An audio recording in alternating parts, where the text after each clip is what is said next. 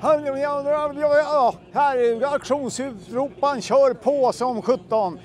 Vi är på Barrett Jackson i Arizona och njuter. Och vi har ju gått runt och tittat. Det är så mycket att se på här. Och ni har fått se några reportage med nya bilar, ombyggda bilar, några av auktionsbilarna. Ni ska få se mycket mer. Men idag tänkte jag att vi ska snacka med min kompis Håkan som bor här ute i USA. Han bor i Kalifornien. Han älskar muskelbilar. Det kommer en serie reportage med Håkan och hans bilar senare. Men han är här tillsammans med en amerikansk kompis och tillsammans ska de sälja en bil och sen Håkan ska sälja någonting sånt här. Han har nämligen en Corvette 67 som är väldigt unik och nog kan inbringa en himla massa pengar.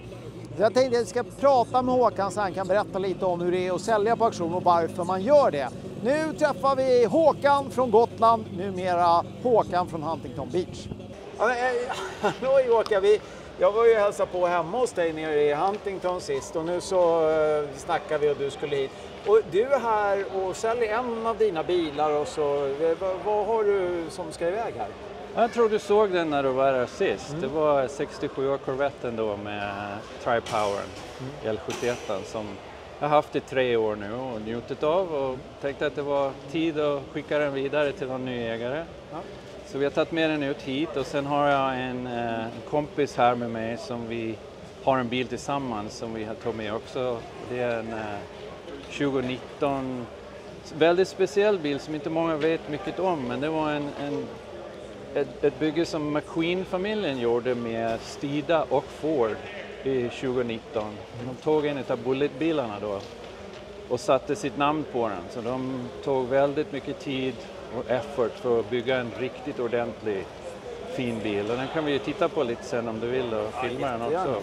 Okej. Och sen så din kompis, han står där borta nu och pratar. Han har med sig en 442 W30. Den var väl tänkt att raceas straight from the factory, har jag för mig. Det är en jäkla häftig bil. Men jag tänkte för det, alltså jag har ju gått runt här nu i flera dagar och huvudet bara snurrar. För det är så otroligt, alltså det är ju 1800 bilar. Ja, minst. Alla är väldigt fina och just när du säger din 67 Corvette. Alltså det är så mycket Corvetter och alla är så fina. Och det är liksom split windows, big block Corvetter och sådär. Varför väljer man att sälja på auktion? Varför gör du det? Ja, Barrett Jackson är ju lite speciell. Det är ju det är svårt att sälja på Barrett Jackson mentalt för att det är den enda auktionen som inte tillåter en reserv på bilarna. Så när du anlitar dem till din bil, då ger du dem i stort sett titeln på bilen och säger lycka till mig själv när du signar upp med dem. Så att har du en bil som är värd under $1 miljon så tar de ingen reserv. Har du en bil som är värdet är över 1 miljon så kan du få ha en reserv om du vill.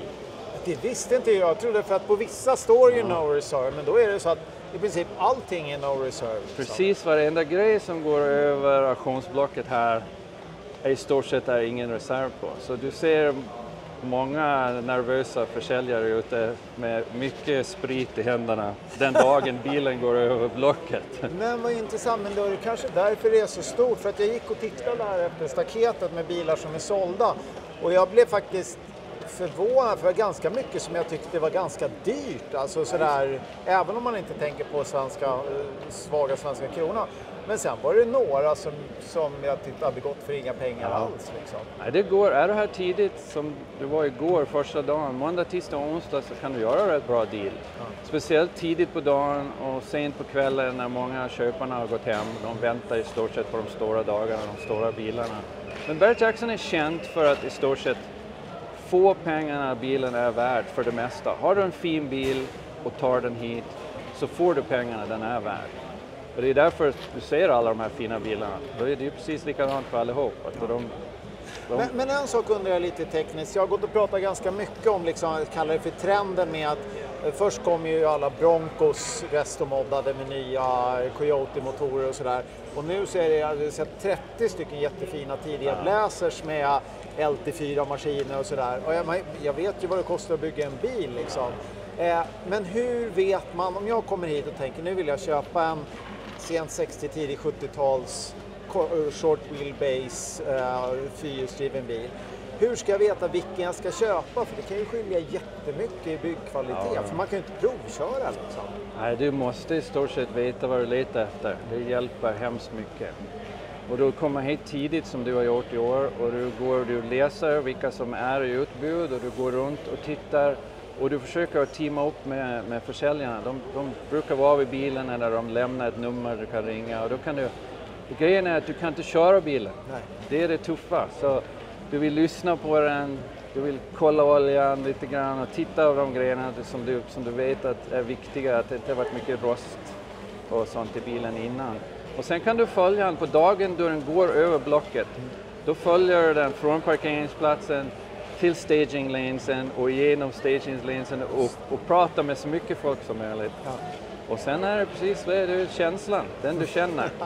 Och stå inte bara ett par timmar innan du ska köpa den, för då kan du braka iväg. För när du börjar bjuda på den, då reser du handen, då kommer kameran. Nationell TV, och då står du där och bara, okej, jag kan inte... Så har du någon som vill ha den och då bjuder ni emot varandra och så springer de iväg. Så blir det $320,000 för en folkabuss som det blev förra året. Ja, det är helt galet. Men är det inte lite spännande? För jag menar, din 67 Corvette är ändå liksom en lite unicorn sådär. Visst är det. Men den är ju inte svårsåld ändå, tänker jag. Du skulle kunna lägga ut den på Craigslist och få bra liksom. Det är det med Barrett Jackson, man hoppas på att du ska få den grejen med två killar som är lite glada och har mycket pengar i fickan och bara måste ha bilen. Det är då du kan springa iväg till oerhörda summor. Så vi får se. Men jag tänkte, vi ska se, din kompis står där borta och pratar med någon annan nu. Men det vore kul att se den bilen ni hade här. För det, jag skulle säga, det är också... Alltså nu har ju du en bil, en originalbil, din egen. Ja. Den här Olds W30442 är originalbil. Ja. Men den ni äger tillsammans, det är liksom en special custom. Det är en väldigt speciell bil. Men det som jag har sett är att det känns som det går en trend i, och då måste vara, alltså jag tror att det är 8 stycken Mustang Eleanor-bilar inne i tältet. 8 stycken. Ja. Och alla, när man läser späckarna, de är byggda precis enligt spec. Kostat $200,000-300,000 att bygga. Ja. Det är ju jättetråkigt. De ser ju exakt likadana ut. Ja. Men det fungerar för försäljarna. Varje år ser vi har varit här i 19 år. Det är 19:e året vi är här tillsammans till och med. Och vi ser de här Eleanor-bilarna går för hörda priser. Du får se när de går över blocket. Det är inte, förra året gick de fina, de som var bra gjorda, de gick över 400, till och med en för över 500, alltså 5 miljoner. Det är ju helt så det är galet. därför du ser så många. Det är mycket pengar i det. Barrett Jackson gillar dem och försäljarna bygger dem.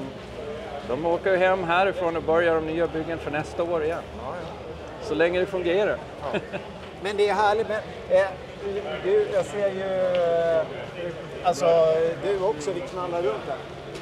Alltså, man träffar ju folk man känner och snackar bilar också. Men det är ju en jättehärlig social händelse också. Ja, det är härligt. Det är en härlig vecka. Vi kommer hit på fredagen och vi hänger här i 11 dagar i stort sett. Men som du säger, när vi är klara, då vill man åka och gömma sig ett tag och läsa en bok om något helt annat. Ja. Men nu ska vi gå och kolla på er bullet. Ja, det gör vi. Ja.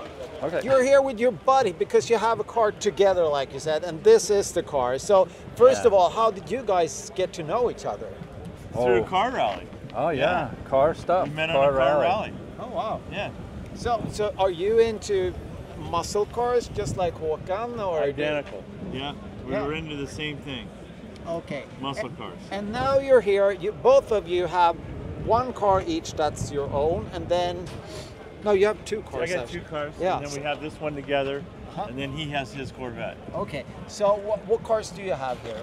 Half of this car, so the Bullet car, 2019 Mustang, Steeda edition. Yeah, we're going to get back to that. We'll get back to that, all right.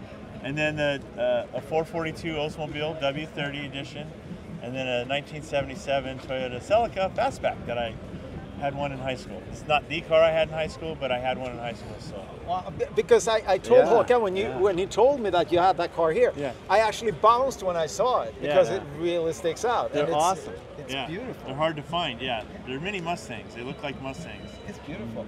But talking about Mustangs, so what is this? I mean, it looks like, a bullet Mustang, like you told me, Håkan. Yeah. But what is it? If you describe it, what differs this one from the bullet that came out of the factory? So Stida, who is another company similar to Shelby, takes these cars and they do all the aftermarket upgrades on it. So that Stida worked with the McQueen family and with Ford to do the Steve McQueen edition.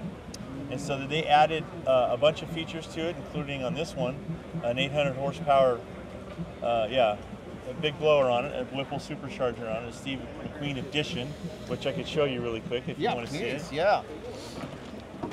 And so it's a special blower with the badging on there. You can see it says supercharged Steve McQueen edition, as well as the 10 rib pulley belt. And the chassis and everything is built to match, I guess? The chassis has also been upgraded. It's race prepped for the track. So it's got giant sway bars and links on it. You know, it's got a carbon fiber drive shaft in it. The half shafts have been upgraded. The wheels, Bullet wheels. the bullet wheels are really special to it. They're one off.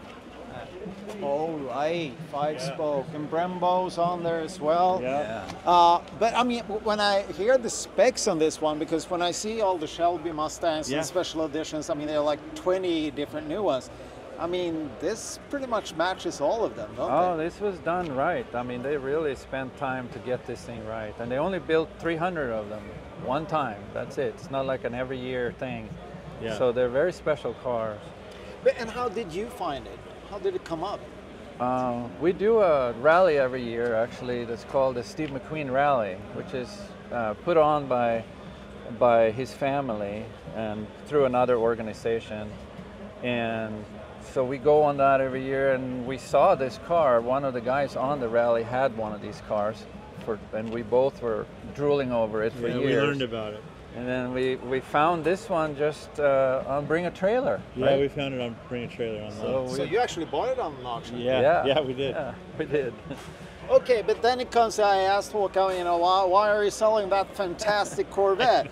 And that goes for this one as well. Why do you want to sell a car like this? I think we're both in the same spot, ironically, of the garage is just way too full, and we have cars sitting outside. And in my case, I have a daughter that just started her first year in college as well. So even though she got a great scholarship, she still needs a little extra tuition money that we want to help her with. And that's the biggest two reasons, really. That we ran out of space, and. But did you drive it at all, or has it? Oh yeah. I didn't get to drive it very much. No, because he was like, as soon as I got it got delivered to my place, and I had it for like a week, maybe 5 days, and he kept calling. When are you going to bring it up?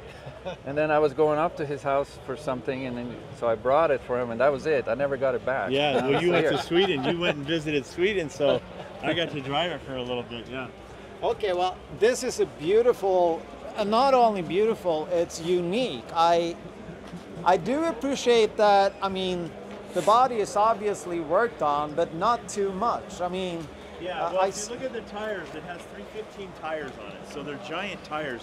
If you bend down and look at how huge those are, oh yeah, they're ginormous. It doesn't look like it from the outside, but that's because of the special wheels. Yeah, but that's what I was coming at, because lots of the special builds in there, I mean, they build them, you know, it could be all show, no go, because they look outrageous. This one, it's beautiful, but it's pretty close to, I mean, a stock bullet Mustang when it comes to it. It's not close to a stock bullet. It is not close. No, but it's not at all. In appearance, in appearance, correct. It almost looks like, yes. Yeah, that's what I mean. Absolutely, yes. And I sort of like having, you know, driving a car that doesn't stick out too much. Sleeper. Yeah, I like that. Call it a sleeper, yeah. So, That's fine. And talking about a sleeper, wouldn't you say that your W30 is sort of a sleeper as well? Yes, if you don't know what it is. If you don't know what that little marking is on the side that says W30, you would think it might be Grandma's car, back in the day. The Ram Air hood kind of gives it away a little bit too. A little bit. Can we have a look at it? Sure, let's go check it out.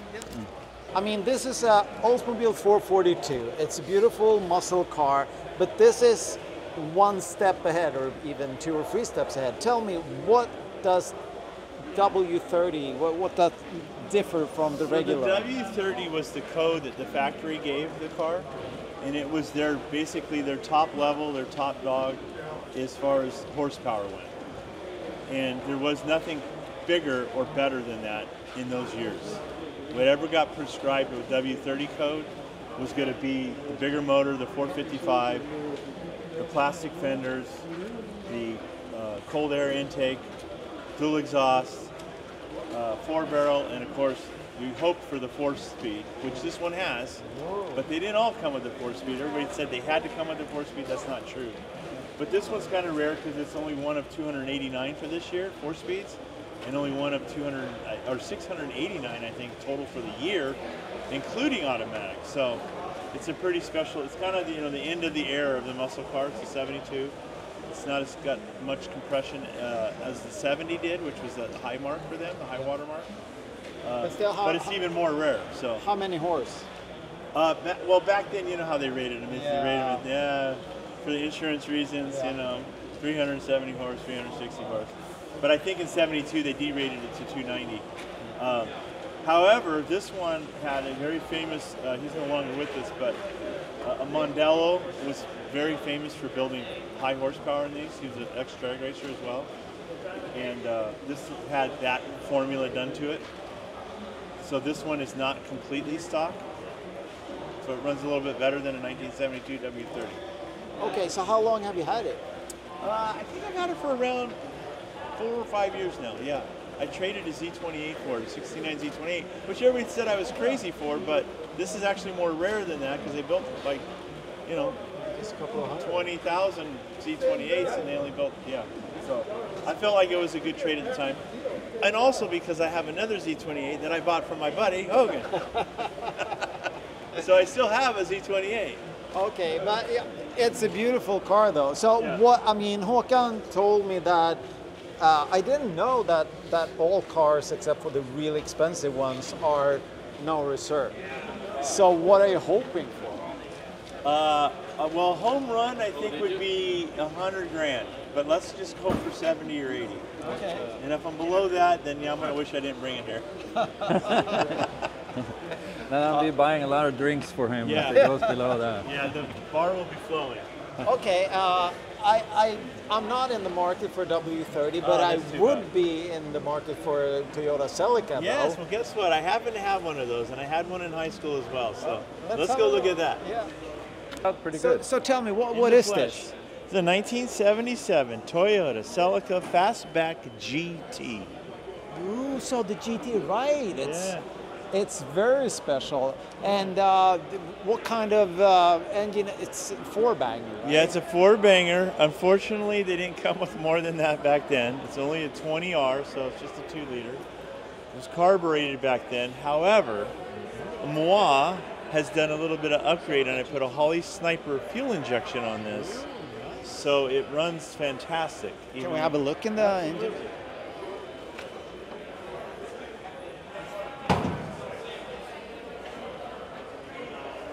Oh, nice. Yeah. So you can see the little 2-barrel Holly Sniper fuel injection. How much do you think it will go for? This one's very unpredictable. So, I'm hoping for 35,000 on this. That would be a really nice number if it could go for more. To be honest, I bid, there was one on Bring a Trailer, and it was all original. I think it was red too. And very, very, very low miles. And I think I bid up to like 50,000 on that one. And it went for like 60, 65. There's a great story behind that one. I won't bore you with the details, but if they're in really perfect condition, which there's hardly any that exist like that anymore, it can get strong money. But this one's in great condition and it's no rust, which is very hard to find these at all, especially if they're not rusted. So That's what should bring the extra money on this if it does, because it has no rust. Well, I'm gonna jump over to Håkan. He's busy with his phone, but I'm gonna I'm gonna ask you. I can ask the two of you. Okay, come a little bit closer because I saw there's a great Corvette display with like 20 Corvettes that has only like what 100 miles or 20 miles on them. I don't know if it's one collection or not, but I mean it's like the oldest one is a C4, I think, or C3. It doesn't matter. We're talking about, you know, original cars that's been virtually untouched. Yeah. People who buy those cars at auctions, do they all just put them like in a air bubble and save them, or do people actually buy cars like that to drive? I would say they would keep them exactly as they are. I mean, we've talked about this a lot. It'd be great to pick up one of those cars, but what do you do with it if you don't get to drive and enjoy it? And that's really what we're all about, is driving and enjoying them.